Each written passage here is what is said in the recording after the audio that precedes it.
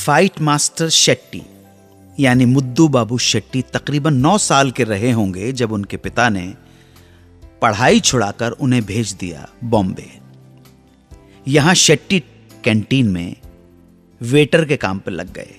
यहां उन्हें बर्तन उठाने और धोने का काम करना होता था, जिससे वो बड़ी नफरत करते थे। लंबी चौड़ी कद काठी के शेट्टी ने जल्दी ही कैंटीन का काम छोड़ दिया। जब एक जिम चलाने वाले के.एन. मेंडोन की नजर शेट्टी पर पड़ी। मेंडोन ने शेट्टी को प्रोफेशनल फाइटर की ट्रेनिंग देना शुरू कर दिया। अगले 8 सालों में शेट्टी ने बहुत सारी फाइटिंग चैंपियनशिप जीती। उसके बाद वो फिल्म इंडस्ट्री में बॉडी डबल का रोल करने लगे।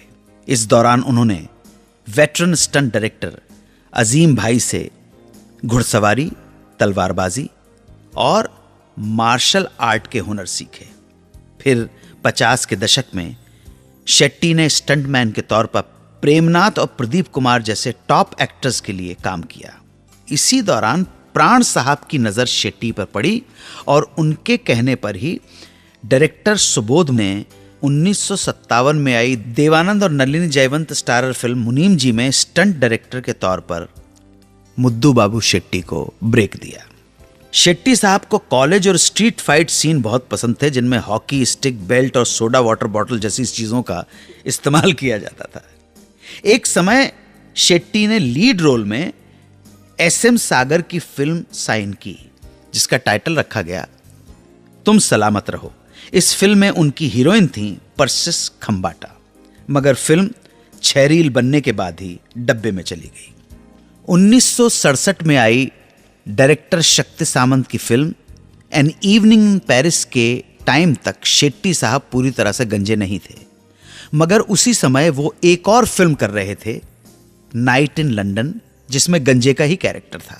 बार बार कंटिन्यूटी की प्रॉब्लम होने की वजह से शक्ति सामंत ने उन्हें हमेशा अपना बाल शेव करने की सलाह दी और तब से शेट्टी ने रोज अपने बाल शेव करना शुरू कर दिया। 60 का दशक शेट्टी साहब के लिए बहुत व्यस्त समय था। तब वो एक दिन में 3-3 शिफ्ट्स में काम करने लगे थे। इस दौरान वो लगभग 1 दर्जन फाइट सीन कंपोज किया करते थे। शेट्टी साहब में बहुत सारी खूबियों के साथ साथ एक ऐब भी था, एक व्यसन था, और वो था शराब की लत, जिसके चलते एक बार ब्रिज सढाना की फिल्म बॉम्बे 405 माइल्स के सेट पर शत्रुघ्न सिन्हा का डबल रोल कर रहे स्टंटमैन मंसूर की डेथ हो गई चूक की वजह से। बताते हैं कि उस समय शेट्टी साहब नशे में थे। इससे शेट्टी की नेगेटिव पब्लिसिटी हो गई। शेट्टी को फिल्में मिलना लगभग बंद सी हो गई। आखिर के 1-2 सालों में तो यह हालत हो गई थी कि उनकी पत्नी विनोदनी, जो कि एक ट्रेंड कथक डांसर थी, उन्हें डांस ट्यूशन करके घर और बच्चों की परिवार की जरूरतें पूरी करनी पड़ी।